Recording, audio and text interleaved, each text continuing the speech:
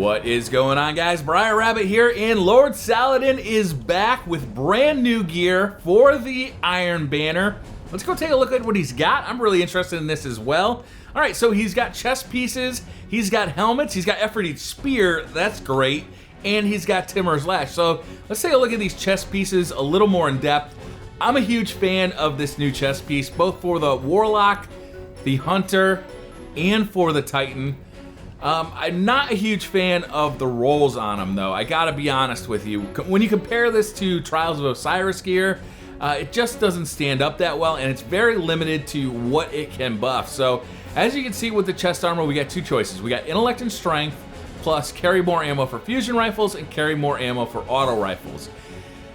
Basically, everybody's gonna toss this one out the window. Nobody's gonna buy this one. This one is a little bit better. It's got Intellect and Discipline, which most people would consider a better roll. Unfortunately, the roll is actually worse. It's got less intellect than this one does, but it's got carry more ammo for shotguns and carry more ammo for scout rifles, both better weapons, and this will suit you well in PvP or in PvE, and it looks fantastic. For the helmets, it's a little bit harder. So we got Intellect and Strength, with grenade hits restore more energy and more super energy from grenade kills. This is the better PvP setup. This one over here, Intellect and Discipline, but increased melee attack speed and more super energy from non-guardian kills. This is gonna be better in PvE because you're basically losing a perk that's just not gonna work in PvP at all.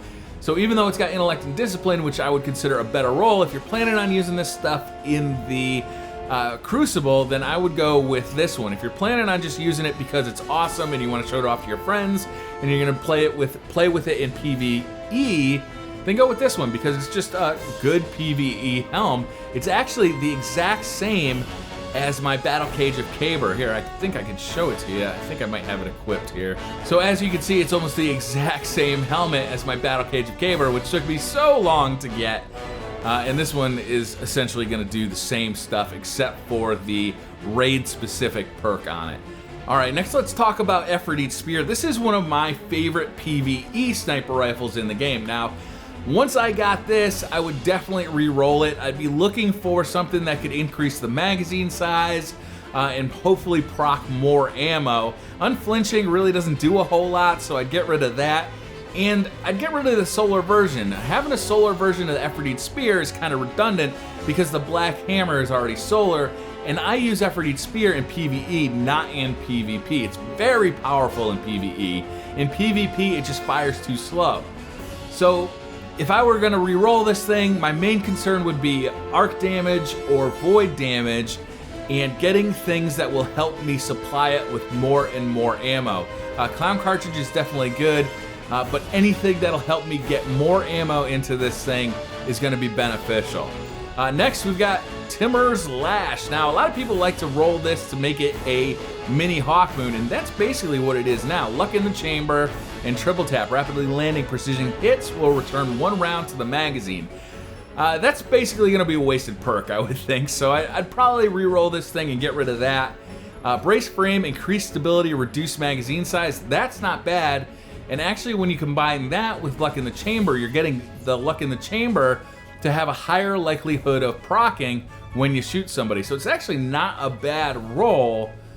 I might buy this and try it out just to see how well this Luck in the Chamber works with Brace Frame. This is a really slow firing hand cannon, but it's got super high impact.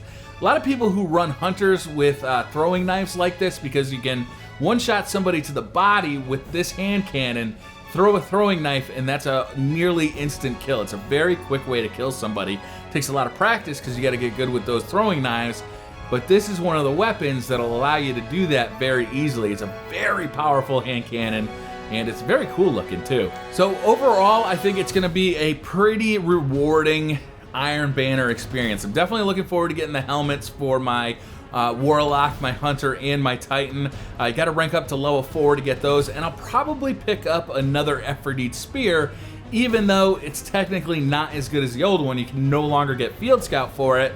It's still just such a powerful weapon. I'd like to have another one. I don't have a void damage one, and I'd like to roll for that. So That's gonna do it for this video, guys. Thank you very much for watching. Hit that like button if you liked the video. Hit subscribe if you're new to the channel. And I'll see you guys next time.